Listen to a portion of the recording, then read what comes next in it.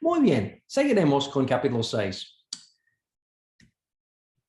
En esta sección vamos a mirar versículo 8 del capítulo 6 y realmente incluir todo el capítulo 7, porque eso sirve como una unidad. Vamos a ver la historia de Esteban, en que él está discutiendo en una sinagoga, después es llevado ante del Sanedrín y ellos van a escuchar un discurso largo que incluye básicamente la historia del Antiguo Testamento. Y después concluye con, lamentablemente, el martirio de Esteban. Entonces, con eso vamos a entrar en la introducción de esta sección. Y es notable que la historia de Esteban representa la etapa final de una serie de persecución a manos del Sanedrín.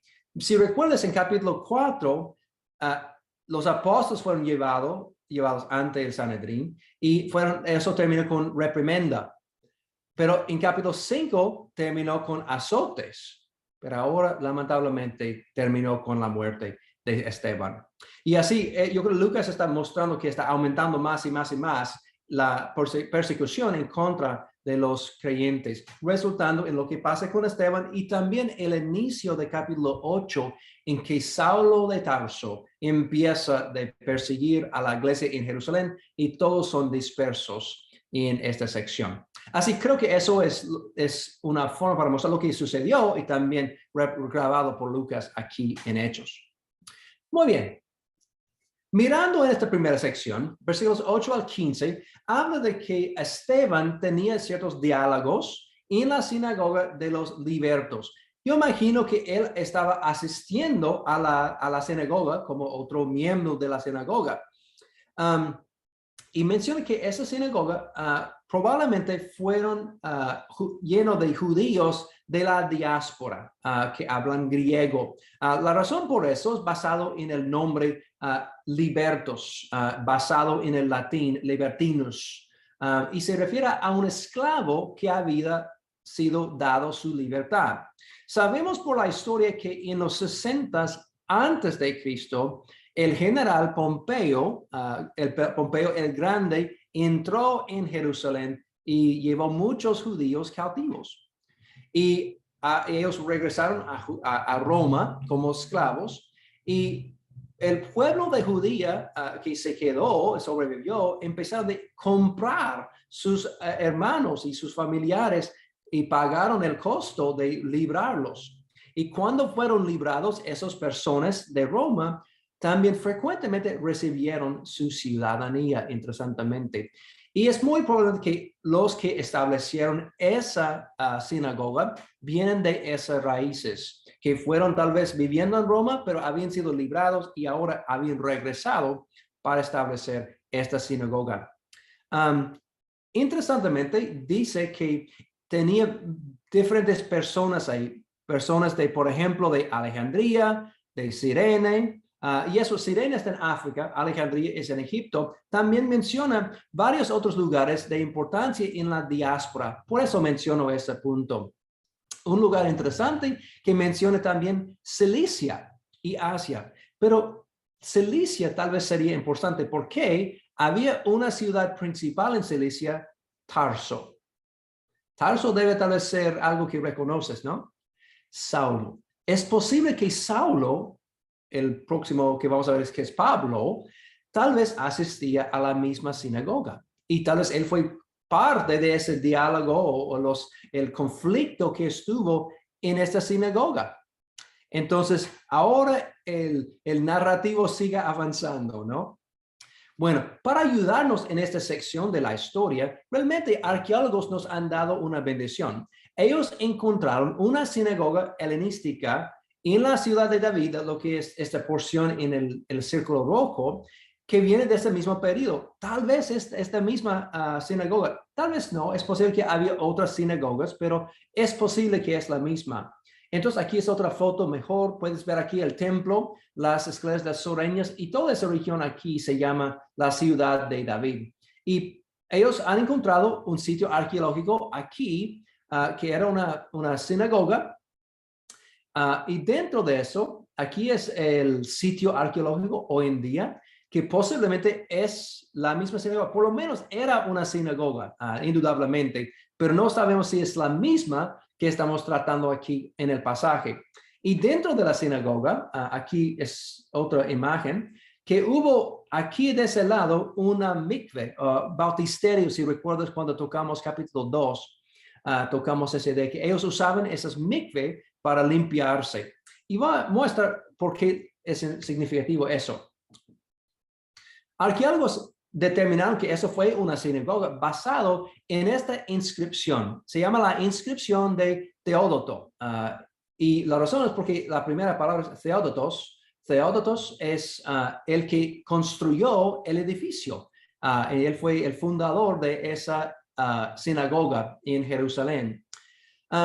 Y vamos a ver un par de cosas. Aquí en esta caja roja menciona que es el hijo, Theodotos, hijo de Wetinus en griego, y realmente Wetinus es una forma griega de un nombre latín realmente, y probablemente eso indique que eso fue parte de los que habían regresado de Roma posiblemente, que mencioné antes.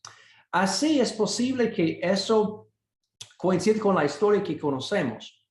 Otra cosa que menciona aquí, si quieres leerlo, pero aquí menciona Xenona, perdón. La palabra Xenona es encima de o al lado de la sinagoga.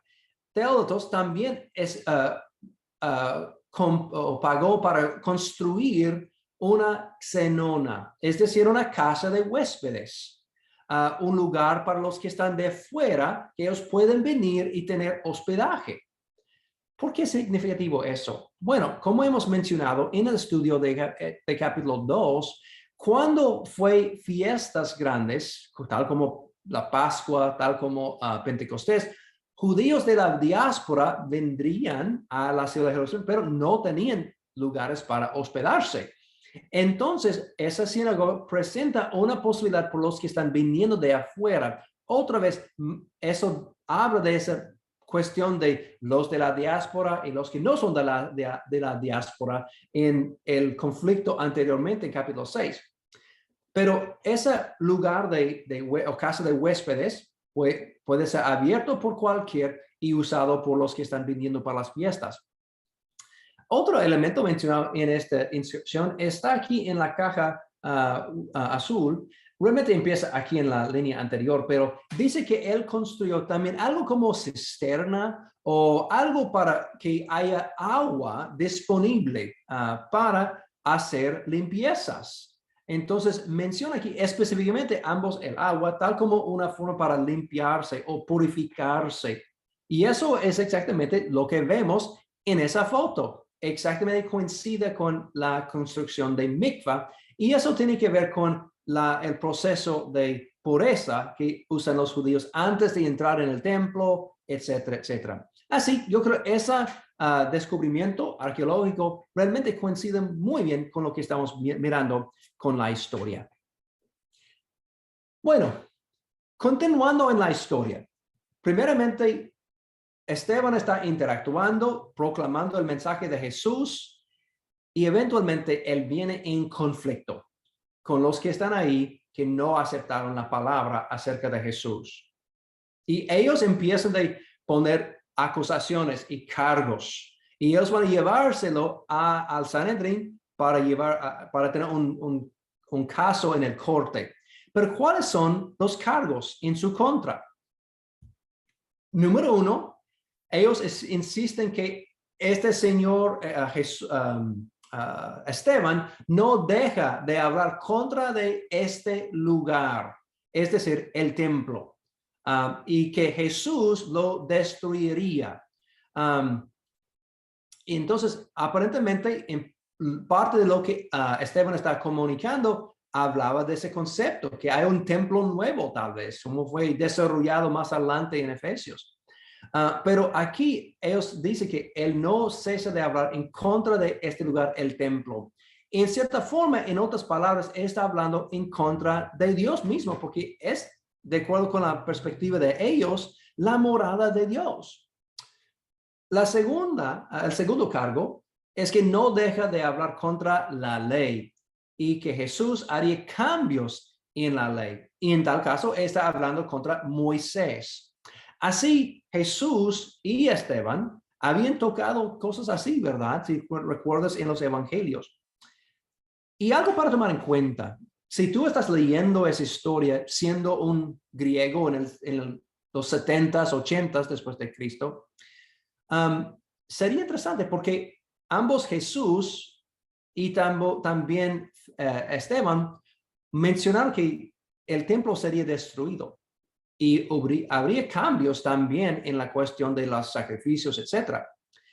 Y por estar en el otro lado de 70, después de 70, cuando ocurrió el evento de la destrucción del templo a manos de los romanos, puedes ver que Jesús y Esteban en cierta forma sirvieron como profetas, profetizando de algo que está por venir. Otros respaldando la veracidad de los mensajeros, respaldando de la veracidad de su mensaje. Entonces yo creo que es interesante, leyendo de una perspectiva de una persona en el primer siglo, pero después de la caída de Jerusalén, probablemente respetaron lo que fue profetizado por ambos Esteban y Jesús. Y vamos a tratar esos dos cargos en la historia de capítulo 7, en que realmente Esteban va a responder a esos dos cargos. Y el capítulo 6 termina con una frase curiosa, y que cuando fijaron los ojos en él, vieron su cara como si fuera la cara de un ángel.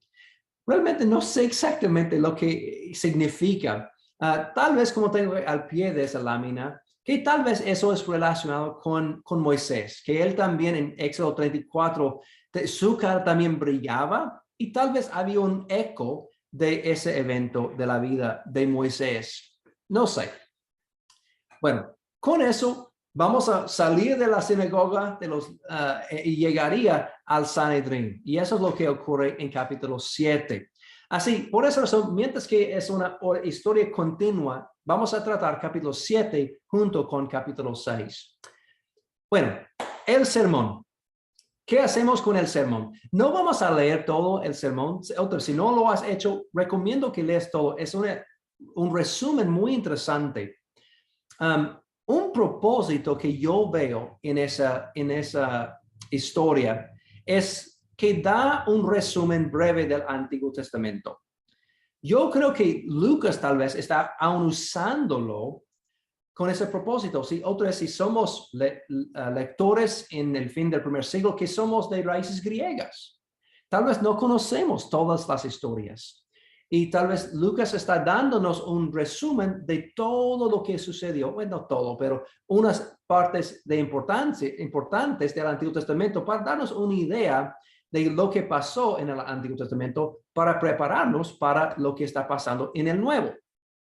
Y realmente yo creo que es buen propósito aún para nosotros. Si estás evangelizando, conversando con una persona que no sabe nada de la Biblia, tal vez puedes, en vez de decirle, hey, debes leer toda la Biblia del Antiguo Testamento, simplemente decirles, hey, lees capítulo 7 de Hechos. Eso te dará una idea básica de la drama del Antiguo Testamento. Mencionan muchas personas muy importantes, Abraham, Moisés, David, etcétera. Y ese resumen te da una idea básica de lo que está en el Antiguo Testamento. Y otra cosa relacionada, como sabemos, Lucas siempre está tratando de mantener conexión con el Antiguo Testamento y eso simplemente ilustra el mismo punto. Ok, muy bien.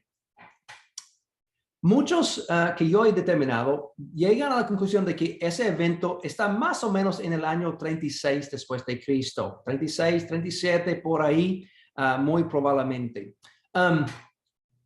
Y como mencionamos, eso es un esbozo de la historia judía.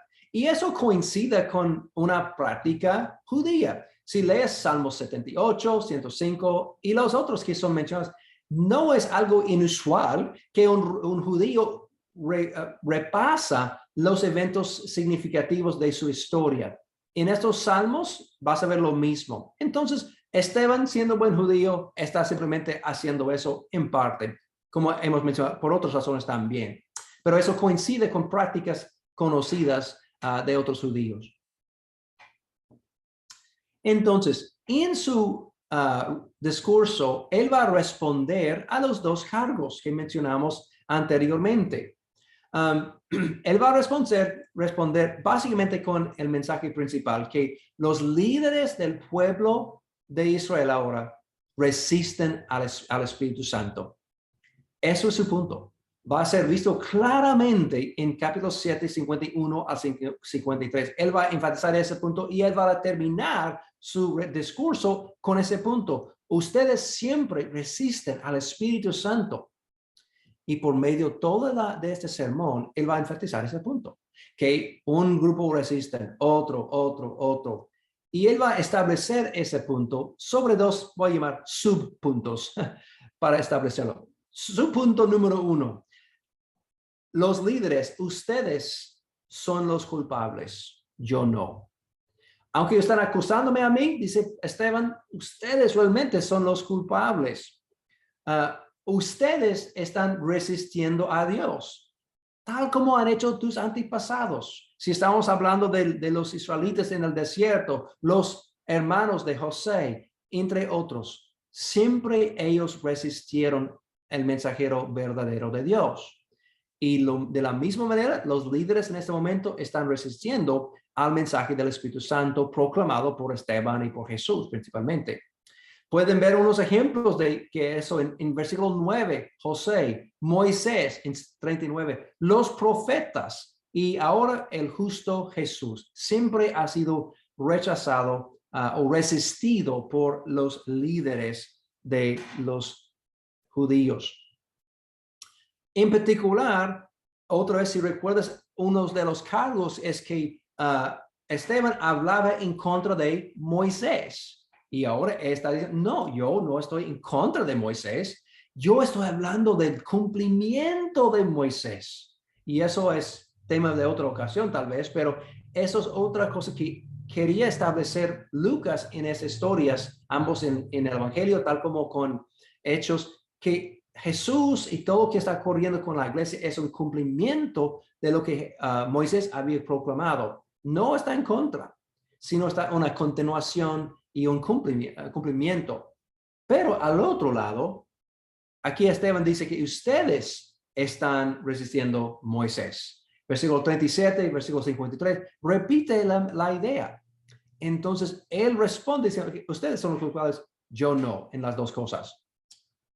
Pero otro subpunto muy importante es la idea de que no podemos restringir a Dios a un solo lugar, como el templo en Jerusalén. Otro es, eso está obviamente en referencia a su cargo de que está hablando contra del templo.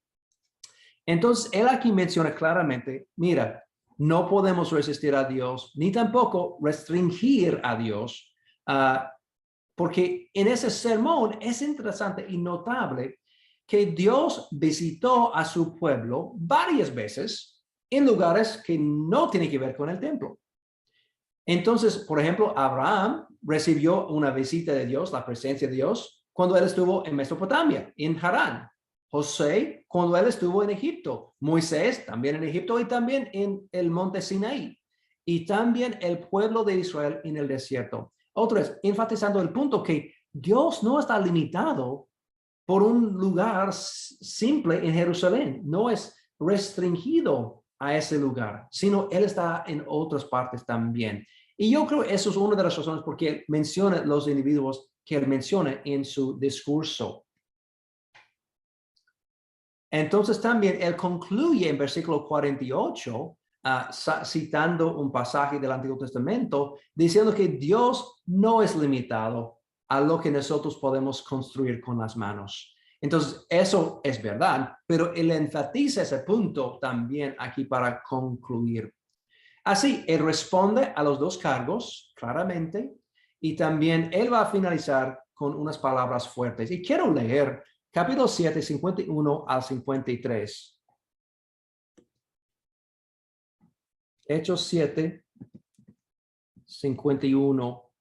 Dice en sus últimas palabras, en frente de todos, después de desarrollar todas las ideas y todo, Él cumple con duros de cerviz, incircuncisos de corazón y de oídos, Vosotros resistís siempre el Espíritu Santo, como vuestros padres, así también vosotros. ¿A cuál de los profetas no persiguieron vuestros padres? Mataron a los que anunciaron de antemano la venida del justo, hablando de Jesús, de quien vosotros ahora habéis sido entregadores y matadores. Vosotros que recibisteis la ley por la disposición de ángeles y no lo guardisteis. Otra vez, respondiendo a lo que están diciendo. Entonces, resulta con problemas. Oyendo estas cosas, se enfurecían en sus corazones y crujían los dientes contra él. Pero Esteban, lleno del Espíritu Santo, puesto los ojos en los cielos, vio la gloria de Dios y a Jesús que estaba a la diestra de Dios y dijo: he aquí, veo los cielos abiertos y el hombre del Hijo que está a la diestra de Dios. Wow, eso fue demasiado. Entonces, ellos dando en grandes voces, se taparon los oídos y arremetieron a una contra él y echándole fuera de la ciudad, le apedrearon. Y los testigos pusieron sus ropas a los pies de un joven que se llamaba Saulo. Bueno, con eso regresaremos a la PowerPoint. Primeramente, quiero darnos una idea de la ubicación de los eventos, del martirio en particular. Hay dos teorías. Uno es que ellos salieron aquí, estaban probablemente en esa porción que hemos visto en otra ocasión, y ellos salieron y posiblemente salieron al lado norte de la ciudad y mataron aquí en esta parte ahí arriba. O otra teoría es que salieron de otra puerta aquí en la mano izquierda, perdón, la mano derecha, y está en el lado oriental de la ciudad. Primeramente voy a ver también una imagen de eso. Aquí es el templo o donde estuvo el templo, y uno se llama el puerto de San Esteban. Eso fue nombrado siglos y siglos después. Entonces, eso es una teoría, pero no basa la decisión en sí con el nombre de la puerta. Pero hubo también un monasterio de San Esteban. Entonces, unos piensan que ellos fueron llevados fuera de esa puerta y matado aquí en el valle, aquí. Otros piensan que llevaron a él afuera y cruzaron la puerta de Damasco y también fue matado en esta parte de la ciudad. Bueno, primeramente, la teoría oriental. Aquí es una imagen de cómo es la puerta actualmente en Jerusalén. Y de hecho, aquí es una foto de la puerta. Y en ese evento yo estuve en el lugar y ese hermano se llama Esteban. Entonces él está con su puerta y lamentablemente unos momentos después reenactuamos, no hacemos nada en su contra. Él salió con vida en comparación con Esteban. Bueno, entonces, supuestamente aquí en este monasterio de San Esteban es donde también él fue apedreado. Esa es otra imagen del mismo, pero en el invierno. Y está quedado en el valle de Cedrón o Kidrón aquí. Ok, la segunda opción está aquí en el norte. Ellos salieron de la puerta de Damasco y ellos lo van a matar aquí. Y muy probablemente es esta segunda opción que yo prefiero porque es más temprano. La teoría que estuvo ahí viene de años más tempranos que el lado oriental. Así me inclino más a pensar que eso fue la opción más probable, pero no estamos seguros. Aquí es una foto de la puerta de Damasco. Y aunque fue construido en los siglos mucho más tardes, si puedes ver aquí, un puerto pequeño aquí abajo. Ese puerto viene del siglo II. Entonces, eso probablemente representa donde estuvo también una puerta en el primer siglo también. Así, probablemente pasaron por esa parte y salieron a donde está actualmente la iglesia de San Etienne. San Etienne simplemente es francés por San Esteban. Así. Y eso es el lugar posible o probable del martirio de Esteban. Bueno, con eso terminaremos mirando un par de cosas. Como mencionamos, cuando llegamos a ese punto, ellos están al punto de matarlo y puesto de rodillas, Esteban clamó a gran voz: Señor, no les tomes en cuenta este pecado. Wow, maravilloso, ¿no? quiero llevar a dar un par de aplicaciones para nuestras vidas. ¿Qué aprendemos de esta historia? Hay mucho que podemos usar, pero número uno, una explicación breve del Antiguo Testamento. Otra vez, yo creo que es muy útil cuando estamos trabajando, evangelizando, de tener algo breve para compartir a la persona quien estamos estudiando. Y siempre debemos tener esa pregunta en mente. ¿Estoy yo resistiendo al Espíritu Santo? Yo imagino que los líderes nunca pensaron que estaban resistiendo al Espíritu, pero lo hicieron.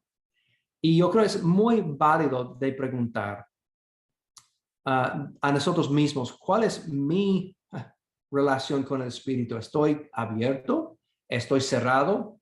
¿Qué es? Yo creo que eso vale la pena contemplar más. También, algo interesante es la comparación entre Esteban y el Señor Jesús. Mire conmigo un par de puntos de conexión. A lo mejor los viste o notaste. Número uno, en capítulo 6, menciona que había testigos falsos que hablaron en contra de Esteban, de la misma manera que habían usado testigos falsos en contra de Jesús. Menciona que el Hijo del Hombre de pie a la derecha de Dios. Eso fue algo que Jesús mencionó en Mateo 26, 64, que ellos ven, el mismo grupo de Sanedrín iba a ver el Hijo de Dios, el Hijo del Hombre, parado al lado en la diestra de Dios. Entonces, otra vez, la misma conexión. Número 3, ambos Jesús, tal como Esteban dijo, oh, Dios y el Señor, recibe mi espíritu. Y finalmente, esa frase que acabo de mostrar es, no les tomes en cuenta este pecado, tal como Jesús gritó de la cruz, que perdónalos. Y yo creo que eso es algo significativo para nuestras vidas. Y mi pregunta para ti y para mí mismo, cuando yo pienso en la primera muerte en la historia de la iglesia, vamos a seguir el ejemplo de Jesús hasta los últimos momentos de nuestras vidas. Vamos a seguir tomando pasos, siguiendo su ejemplo, pasa lo que pasa. Espero que sí. Espero que Dios nos dé la fuerza para seguir el ejemplo de nuestro Señor, tal como hizo nuestro hermano Esteban, hasta el punto de la muerte. Bueno, amigo, hermano, hermana, ha sido un placer estar contigo de nuevo. Entonces, sigues avanzando y vamos a seguir adelante con el capítulo 8 en la próxima lección. Dios te bendiga.